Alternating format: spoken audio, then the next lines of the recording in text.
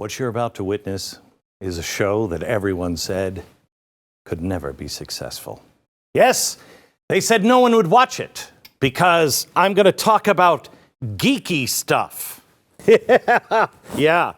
I'm actually going to give you a shortcut to the Constitution. See, this is what they didn't know. Oh, the Constitution, boring. Only the people that carry around the Constitution, and I don't really ever want to talk to those people. You know what I mean? You know, because they've read it and they all high and mighty on here are the facts. I've got a way around ever reading the Constitution, and it will solve all of our problems. Oh, yeah. I dare you not to watch now.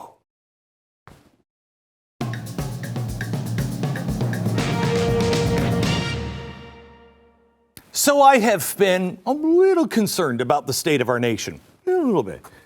Some might say it's close to civil war. So much of America's conflict is because of us being dummies. We don't understand our rights. Well, we overstate our rights and completely forget our responsibilities. And then we argue about stuff like, you can't give me a vaccine. Well, I'm going to give you a vaccine. And that's not going to work because there's no winner in that, right? Whichever one can shout the loudest or control social media. And all of this is happening while there's this undercurrent that is pulling people under. One of the buzzwords of this is reimagine. Oh, I like this. Reimagine our history. Reimagine the Constitution. How about reimagining, this is from the New York Times, the U.S. flag. May I show you a couple of these flags? Because they're fantastic. This one, for nearly 250 years, the American flag has been made and remade, evolving from a unifying emblem to a complex and contested vocabulary of symbols, blah, blah, blah. This flag, the familiar symbolism, falls out of focus, giving way to something ambiguous, vague, and difficult to define. Oh, that's exactly where I want to live. What? This one. The colors of our flag are intended to stand for unity, valor, and justice. The gray monotone flag represents America surrendering to its fall from power and the loss of ideals it once stood for. The American dream is being washed away. Wow, do I want to rally around that flag? We're also reimagining voting. We're reimagining the police. We've reimagined justice. We're reimagining education where the parents don't have a say. And while we're at it, why not just reimagine the entire economy? Yeah, they're doing that too. This is what the White House says, and I quote, "This is the moment to reimagine and rebuild a new economy," end quote. Oh, I thought we voted for the guy who was just going to bring things back to normal. Another example of this reimagining madness is the action from the National Archives. They've recently put a decision to slap harmful language alert on some of their collection, including the U.S. Constitution and Declaration of Independence. They're scary documents. Fortunately, Congressman Dan Crenshaw recently introduced a bill that would ban the National Archives from putting harmful content warnings on America's founding documents. Good luck to finding really any Democrats. And I bet you might even lose Mitt Romney on that one to vote over that. The fact that such a bill is even necessary tells you exactly where we are. All of this reimagining, it's happening all over the world, and it's happened before. It's happened over and over again in history, and it fails every time. Do you know why? Because what is America really? It's a group of people that agreed on certain principles, and those certain principles are that we're all the same, and we can do what we want as long as we're not hurting each other. And we've got a few rules because we know human nature. So reimagining freedom and reimagining human nature, which communists and socialists and dictators do every time when they reimagine government, it's always ushered in with enthusiasm. Yay, it's reimagined. And then it ends in a lot of blood. Rinse and repeat. This happened over and over and over again, still happening. But in 1776, something else happened. America broke that cycle of abuse and created the best track record of individual freedom in history. The Constitution, you've heard this before, it's the longest running Constitution in the world. Longest running framework for any democratic republic. Yeah, that's a kind of a cool thing, but do you know how long the average Constitution lasts? Ours is almost 250 years old. The average is 17 years. Wow, ours is not just the longest, it's like in a category all by itself. Yeah, but look at slavery and segregation, war on the Native Americans and those Japanese internment camps that those Republicans probably did. No, actually, a lot of those, in fact, almost all of those were because of the Democrats. But I digress. We've had a lot of problems. But every time those problems were solved, it was solved because we went back to our founding documents. Isn't that crazy? See, the founding documents provide freedom and a roadmap, but nobody wants to read the map. It's like the country, oh my gosh, it's like the country is run by guys and no one will listen to their wife or stop and ask directions. Should have hired Hillary. The founders understood human nature. They understood their own fallibility. So they were under no illusion that this unprecedented freedom experiment would be smooth sailing. We wrote in our Constitution that we were going to form a more perfect nation. That's something we're working on all the time. You know what I mean? We're not going to be a perfect nation, a more perfect nation. We, the people, established the Constitution. So I'm going to say no on the reimagining of stuff.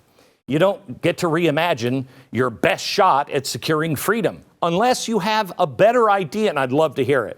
But so far, you're not really sharing all of this. In fact, you're saying the Great Reset. That's crazy. That's a conspiracy theory. Keep going. Really? Why won't you show it to us? Because you know Americans and the rest of the world will reject it. You instead doubled down on the loss of rights, and you double down on saving everyone. We need to double down on our rights before it's too late. America has been asleep at the wheel, and the left has grabbed the wheel and steering us someplace spooky. Gates of hell, I think. Remember, liberty is much easier to lose than it is to regain once it's lost. Now, let me show you how we got here.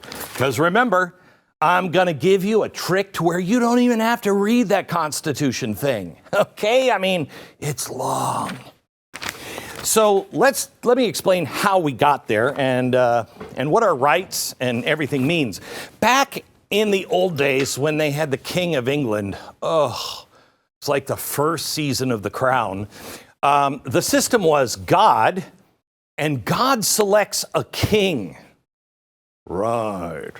So he selected a king, and then he takes all of his things that he and God only know about, and he says, government, you got to do these things because I talked to God last night, and boy, is he pissed at you. And so the government does those things, and the landowners. And then finally, at the bottom of the food chain, you.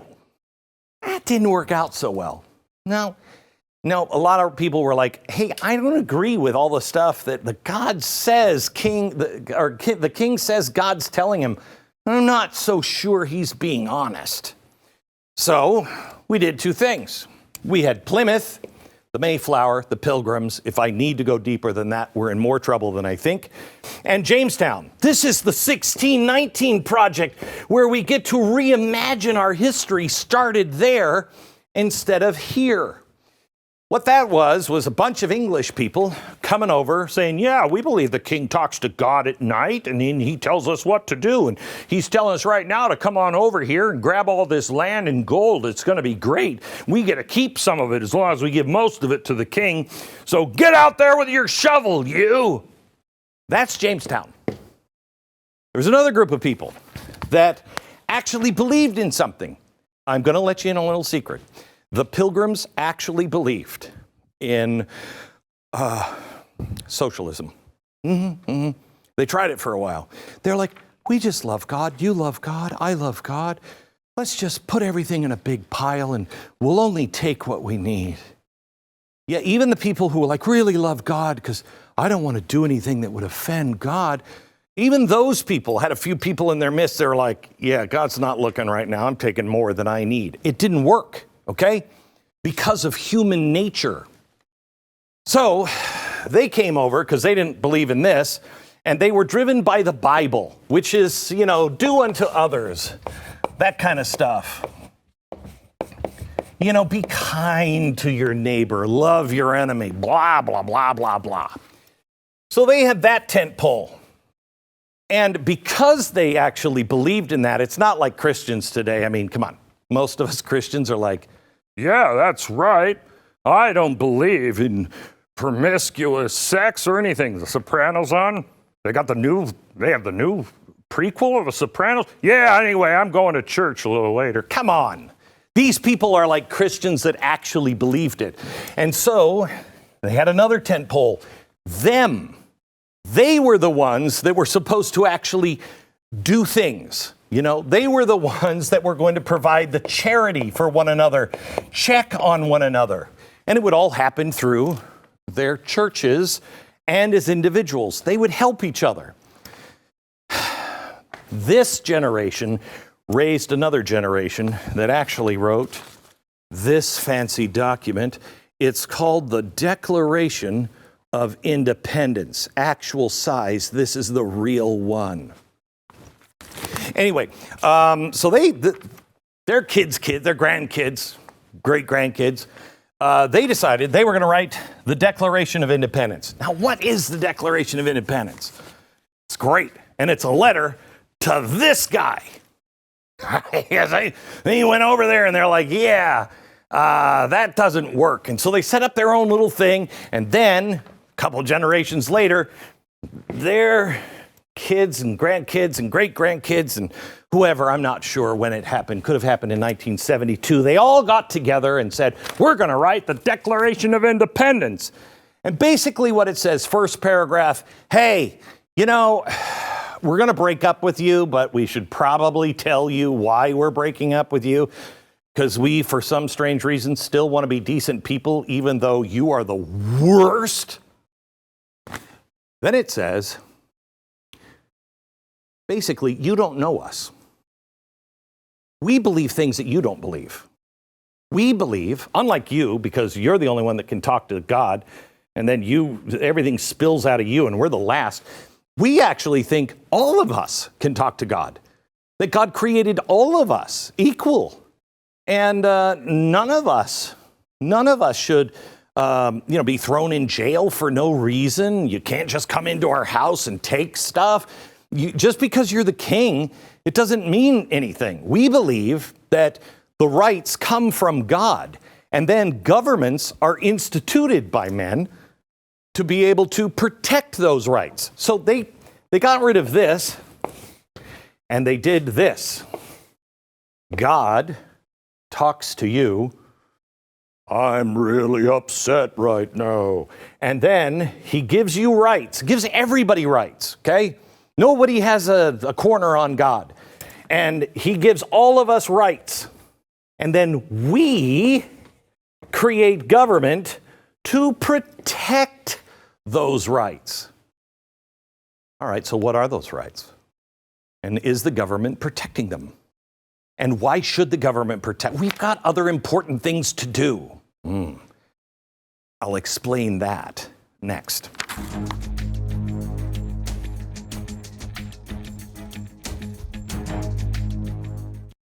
Did you know that the Social Security Administration's computer servers are 45 years old? Yeah. Computer servers at Health and Human Services are 50 years old. Sensing a pattern here that maybe government... Anyway, let me just tell you this. Cyber criminals have hacked into the U.S. Census Bureau computers. You know, the one that, has everything about you listed and everything that is stored right there in that very secure 150-year-old computer. The threat of some cyber thief stealing your credit card is a risk, but nowhere near the kind of risk where they steal everything from you. They take ownership of your home. It's called home title theft. The FBI calls it the fastest growing crime, and it's unbelievably simple. I could tell you and do a chalkboard. It'd be a very short chalkboard on how to steal people's homes, but I don't think that would be wise. I'd rather tell you, instead of being vulnerable, because it is so easy to do, and you won't know it until they're long gone, and then here comes the sheriff with a piece of paper, I can't remember what it's called, where you have to leave your home because it's not your home. HomeTitleLock.com. HomeTitleLock.com. Register your address now. See if you're already a victim and just don't know it. Use the promo code RADIO for 30 free days of protection. HomeTitleLock.com, promo code RADIO. All right, so I want to show you real quick. Remember, it started with the Bible and then responsible citizens. What a joke that is. Then the Declaration of Independence, which says we have certain inalienable rights. Nobody can change them. They come from God. And, if I may, that to secure these rights, governments are instituted among men, deriving their just powers from the consent of the government.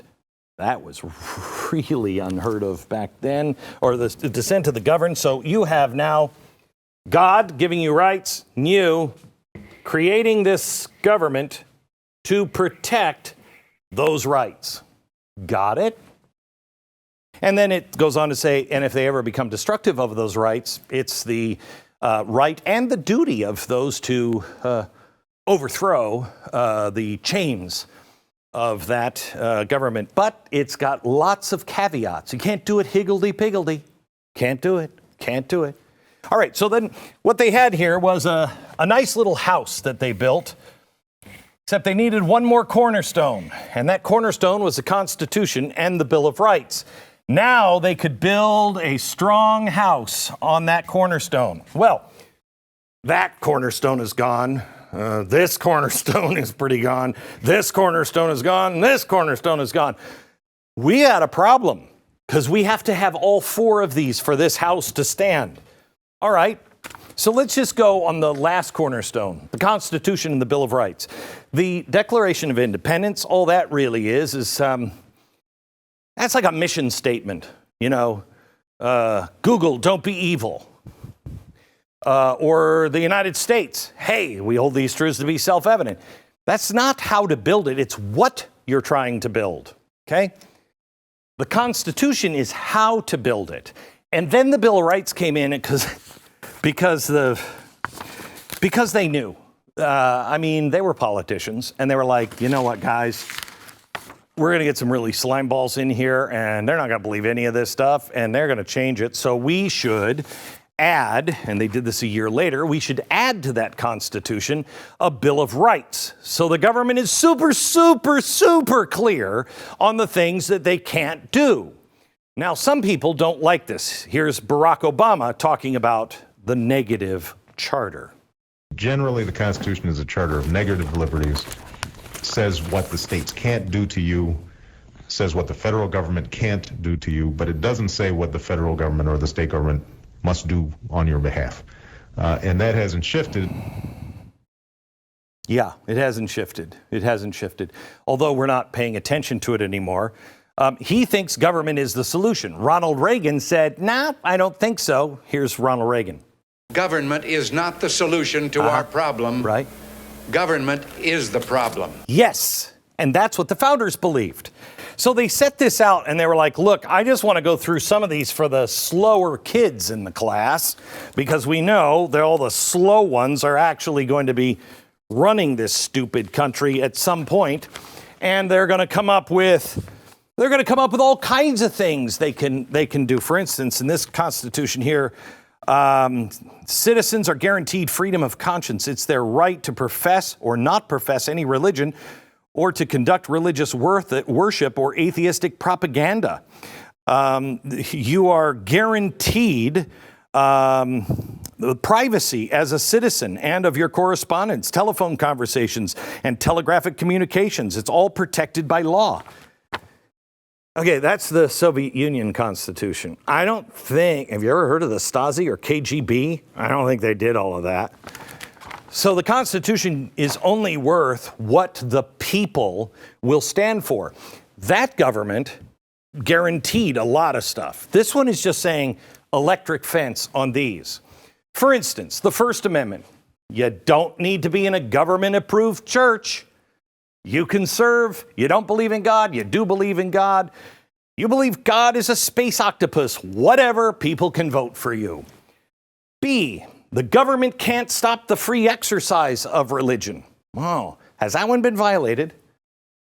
The next one, this is all the First Amendment.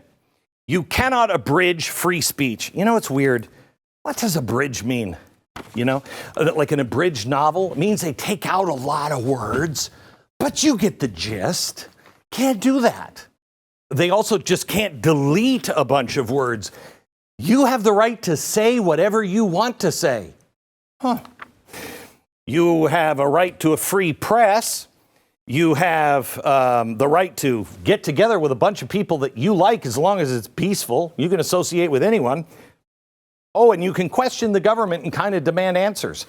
That's the First Amendment. The second one is you have a right to guns, self-defense, and freedom. They can be used to protect freedom. Third is no government official can be assigned to your home. That's the quartering of soldiers thing that I hate. Then you have the fourth, papers, persons, house, your effects. No search or seizure unless you have a warrant. And that warrant is very specific on what you're looking for in that house. You have to say where it is, and you have to say what you're looking for and why. Kind of an important one. Then due process. You have a right to remain silent. Hey, private property can't be just taken without remuneration. You got to pay for it. The sixth is speedy trial. I get to face my accuser. I can call witnesses. And I can question the witnesses on the other side. The next one is you got a right to a jury trial. And by the way, no cruel and inhuman punishment or excessive bail. The ninth, yeah, there are other rights and they're held by the people. This is not all of them. So the people hold other rights. And then the 10th is the state also does the same thing. The state has rights. Okay, now, let's go through this for a second, because this is quite interesting. If you start to look at the problems of the day, Second Amendment is a really easy one. Here's Joe Biden chipping away at the Second Amendment rights, okay, with the UN Arms Treaty and red flags for the military. I can't imagine our government saying bad things about our service personnel, can you? Anyway, it would create a global gun registry, including Americans, if you buy firearms made overseas, and a military red flag law. I don't know, that guy seems unstable. We should take his guns. Oh, okay. That's a Second Amendment. I have a right to guns and defense for self and freedom. Oh, and that one's not to be abridged. That one can't be changed. That one, there's no infringement of that one. None. Zero. Only one that says cannot be infringed. Oh, so they were pretty serious about that one. Let me go to this one. Fourth Amendment. It's so boring. Oh, papers, persons, house, effects, search or seizure. I want to show you that every problem that we have right now can be solved just by going to the Constitution, just the Bill of Rights, not even the Constitution, just the Bill of Rights and going, can they do that? Well, let's see. How about ICOP? You know what that is? That's the Postal Service spy program. That's a hilarious TV show waiting to be written. The U.S. Postal Service, called ICOP, which stands for Internet Covert Operations Program, they search through, that's the correct word here, search through the social media posts of Americans looking for inflammatory posts. When they found what they're looking for, the information is shared with other government agencies, including the Department of Homeland Security. They're searching through your papers, your persons, your effects, they're searching. And then what are they doing? They are looking for something to get you on. That's what this was about. The king would send these people into your home, and then he would just go through your papers and he'd look and he'd listen, see what they're saying about the king. Are they saying anything bad? Ah, ha, ha, ha, I gotcha. That's a violation of this. You want to accuse me of something? Then accuse me of something. Show me where I'm saying it. Great. But you can't just go search everything without my permission. Oh, you want to do the banking thing where you can look at my bank and have the bank report on me? Fourth Amendment. Biden's executive order shutting down the Keystone XL pipeline. I think that one is a violation of the Fifth Amendment, private property without remuneration. You just can't do it. Let's see. Capitol invaders misdemeanor sentencing. Okay, misdemeanor sentencing. They're saying that you just broke the law. It's a misdemeanor. That usually is pay a fine, but certainly not, people in jail rotting forever. Here he is, sentenced to 45 days, become January 6th, first misdemeanor defendants to get jail time. That would probably go into no cruel and unusual punishment, excessive bail, if these people are actually being held in solitary confinement. Solitary confinement is cruel and unusual punishment. You're violating that. How about this? The government has announced sweeping new vaccine mandates for businesses.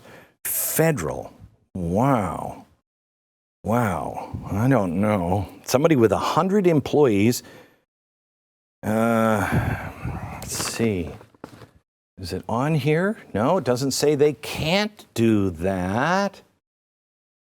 But there are other rights that are given to the people and to the states.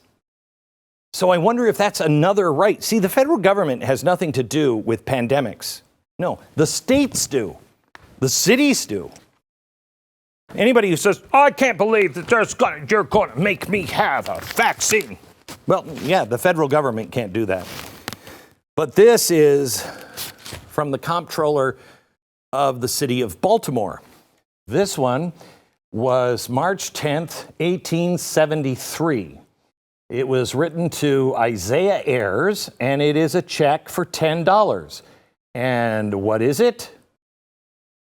It is for vaccine, smallpox.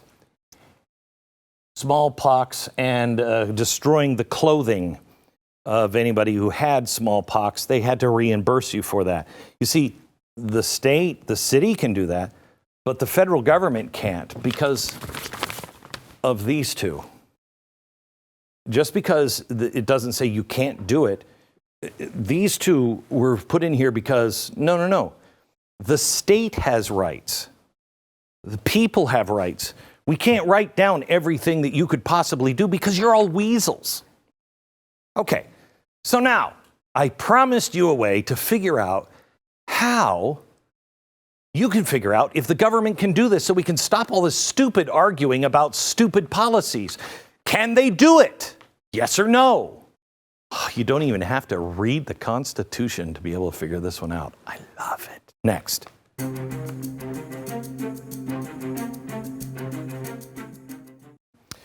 All right. Homeowners have quite the opportunity in front of them now more than ever. You can save a ton of money when you need it most. I'm talking about hundreds of dollars a month, possibly up to $1,000 a month. All you have to do is refi your mortgage. Don't wait too long to call American Financing. You could miss out on these historically low mortgage rates because, see, the federal government in the Constitution does have a right to print money. It doesn't have the right to print endless amounts of money. In fact, in the Constitution, it's supposed to be sound money. But we lost track of those old-timey words long ago. So now we're going to hit some more trouble, like 2008, except maybe with the devil in charge. And so it's going to get pretty dicey, and it's going to get hard to get a mortgage. Please refinance your mortgage, do a consolidation loan. The people I trust that I've worked with for, I don't even know, 10 or 15 years, is AmericanFinancing.net. AmericanFinancing.net. Go there now, 800-906-2440. 906-2440, AmericanFinancing.net. You know, the great thing about the Bill of Rights and the Constitution, when you know you have it right, it always doesn't work out your way. You know what I mean? You're like, oh, crap, I can't do that. Yep, can't do it. And sometimes it feels really good. Let me show you an example. Here's Joe Biden talking about his job and what he's going to do with COVID and the vaccines. My job as president is to protect all Americans. My job as president is to protect all Americans. Now, let's go over this again. The Pilgrims came up because they didn't think the God talked to the king, God talked to you. We put that in the Declaration of Independence. God gives you certain rights, and those rights, with those rights, you establish what? A government. And that government, their job is to protect you? No. Their job is to protect those rights. In fact, his oath says his job is not to protect you, it's to protect and defend the Constitution of the United States from any dangers, foreign or domestic, right? That's his job. That's his oath that he takes, not to protect you. He can't protect you, and I'll explain why here in a second. Now, let's talk about that. That's the oath. Very few people in Washington are doing that. Very few. Now, what could the police do? This is where it gets fun, because this is where you're going to be like, oh, wait a minute. I get it. Whenever somebody says, my job is to protect you, or we've got to have this bill passed because whatever, just ask yourself a really simple question. Could I do that if I were living on Gilligan's Island? Could I do that? If the answer is no, then they can't do it either. Let me give you an example. The police. We're arguing an awful lot about what the police can and can't do. Oh my gosh. We got to reimagine those guys. So the police, their job is to protect and serve. Now, they're not the masters of you. If they were, they wouldn't be serving you. They protect you and serve. Why? Because at one point there was just a bunch of us all together and we were like in the middle of nowhere and like, you gotta be kidding me. We gotta cut these trees down, then make them into lumber, then build houses using pegs for nails. I'm out. Okay? There was nobody anywhere. And then there would be people that would come with nefarious purposes to that town that you had just spent all that time building, and somebody's going to burn my house down. Somebody's going to steal my stuff.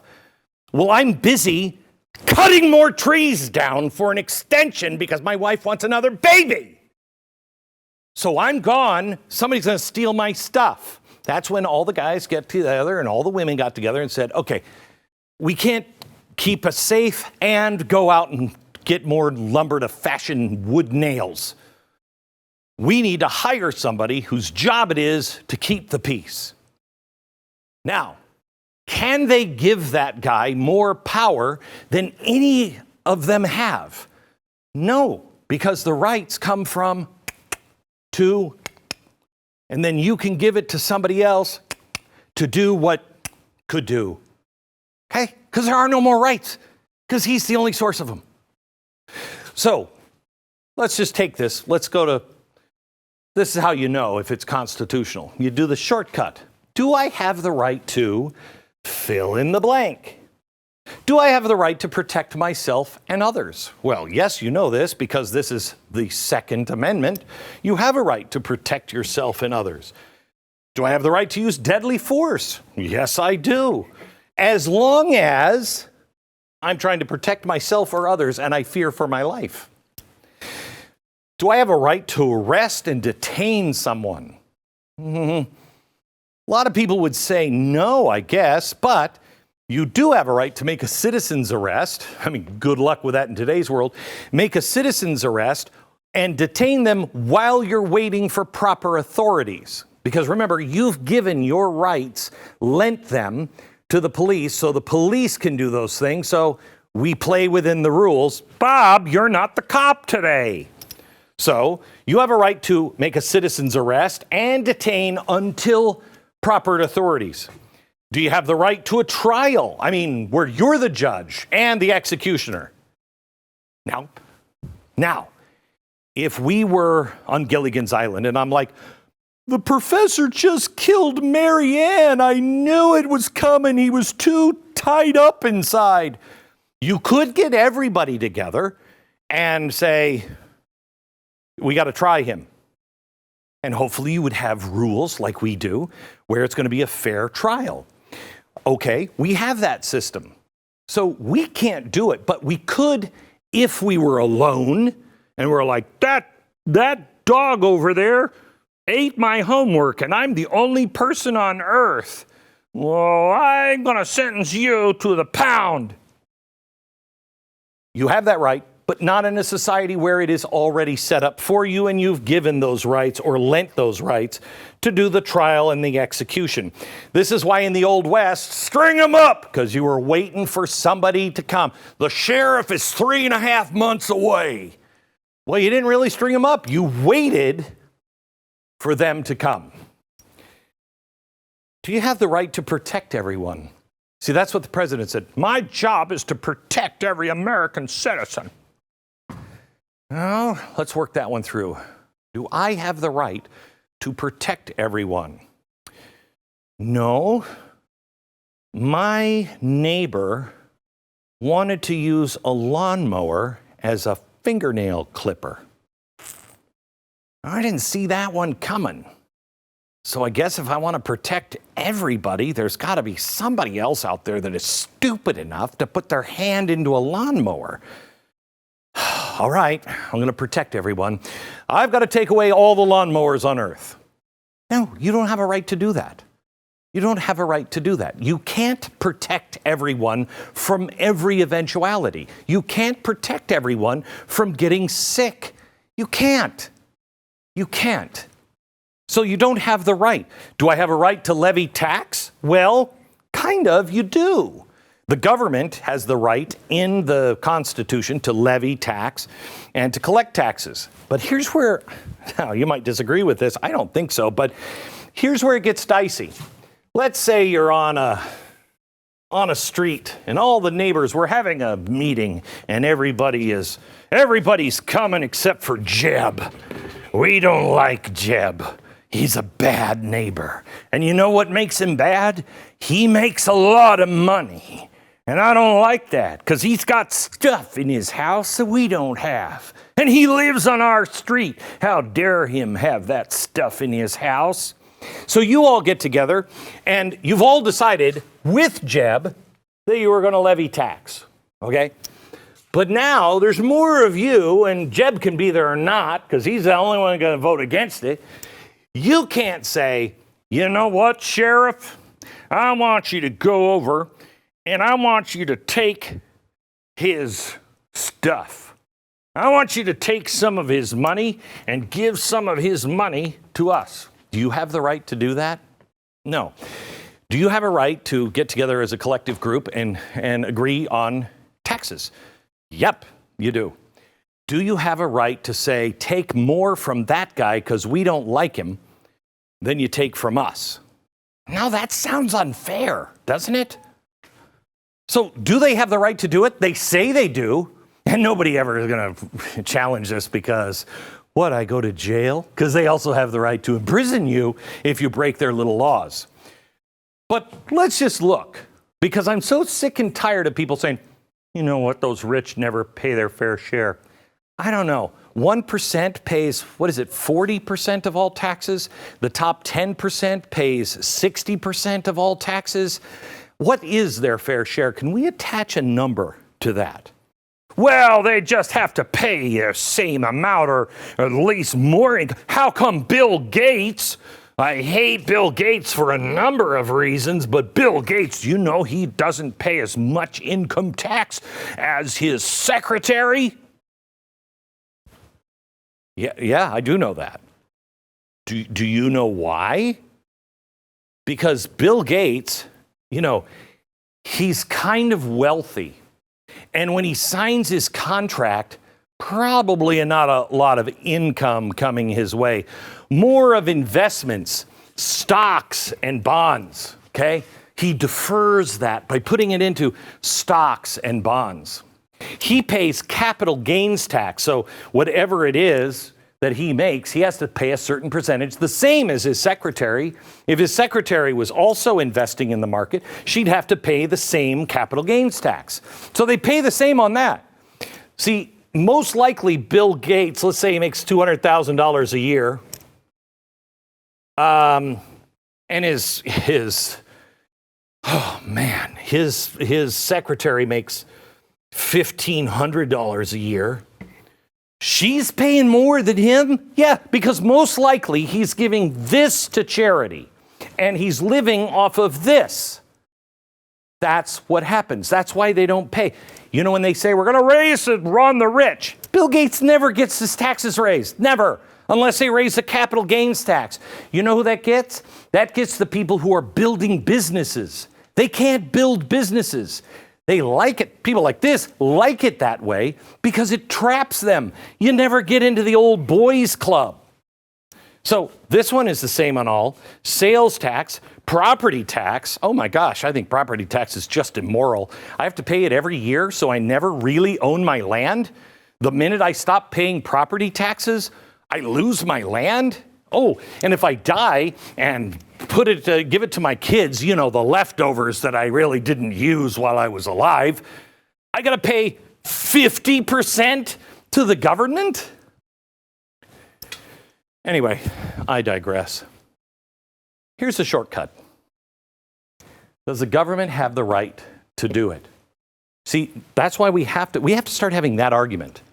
Because everything, absolutely everything, is boiled down to the fact that we don't ever talk about principles. That's all this conversation should be about in this country. Hey, do you still believe in freedom of speech? No? Okay. How about freedom of press, even if you don't like what they print? No? Okay. Second Amendment? No. Third? Yeah. Of course. Fourth? Fifth? Sixth, seventh, eighth, ninth, 10th. Do you believe in those? Because I believe in all of them. And that was our unum. That was the thing that brought us together. Well, we cannot come back together if we don't all agree on those things. And what's happening is, well, I'll show you in the next break, because it's a phrase that happens all of the time. All of the time. And that's what gets us into trouble. I'll show it to you next.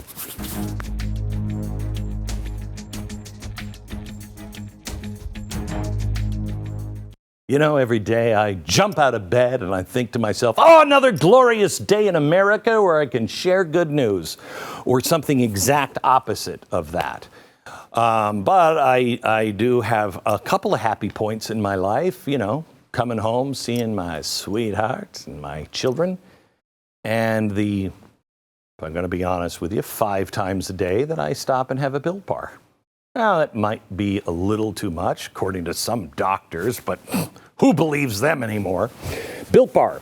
They are delicious, apparently healthy. I'm more interested in the delicious part than I am in the healthy part. But it is like eating a candy bar, and you're not paying for it with the calories. They're low carb, low calorie, high fiber, high in protein. You're going to love them. You're going to love them. They have a whole bunch of different flavors. Try them. Try them. You're going to love them. BuiltBar.com. That's BuiltBar.com. Use the promo code BECK15. You'll save 15%. It's Built.com. Built.com. Use the promo code BECK15. All right. Let me give you a couple examples. Here's one of the most dangerous phrases, and we say it in America all the time. Because of fill in the blank, we must fill in the blank. Exclamation point, because it's always an emergency. Because of Pearl Harbor, we must round up the Japanese. Bad idea. Bad idea. Because of COVID, we must shut down all small businesses because only Home Depot is pure. Bad idea. whenever there's an exclamation point at the end of something we must do, unless it's because we're in a world of hurt, we must follow the Constitution, it's going to be bad. Okay?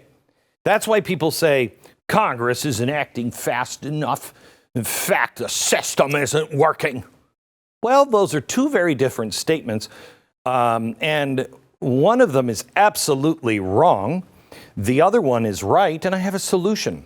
The one that's wrong, Congress isn't acting fast enough. It's not supposed to. Not supposed to. The founders designed this system brilliantly. They knew people would say, because of worms, we've got to get shovels to every American. They knew that would happen. And they knew nobody makes a good idea when you're acting out of anger or fear. So the intention was to make sure everything goes at a molasses pace, which gives time for the local communities to fix it themselves, for the states to fix it themselves. Government, federal government, should be the last stop. Congress isn't acting fast enough. Nope, not supposed to. The system isn't working. Absolutely true. The system isn't working. Why? Let me show you this. Let's look at the National School Board Association scurrying to King Biden for federal protection against the threat of parents opposing mask policies and CRT. On Monday, the Attorney General, Merrick Garland, where have I heard his name before, directed the FBI to use its authority against parents who threaten or use violence against public school officials. Okay. All right, I'm fine if somebody's threatening violence or using violence to get their point across, not a good thing. But why is that the federal government's job? See, we're leaving one thing off of school boards, and that is local. Remember that part in the Bill of Rights where it says, oh, and the people have rights? Oh, and the state have rights? This is a local right. That's where you call in the local police. Why don't you want national police? Well, I have ways of telling you why that might be a bad idea, yeah? Every time you ask yourself, can we do it? Does it fit into this? January 6th, we got to hold them longer. No, we don't. Don't hold them longer. That's why we have parameters. All the judges, they have this can be this sentence is up to this sentence. No more. Because then you violate the Constitution again. Learn it, begin to live it, spread it to your friends, and watch what changes. Back in a minute. Thanks for watching. Thanks so much for being a supporter of BlazeTV.com, and we'll see you tomorrow on the radio. Good night, America.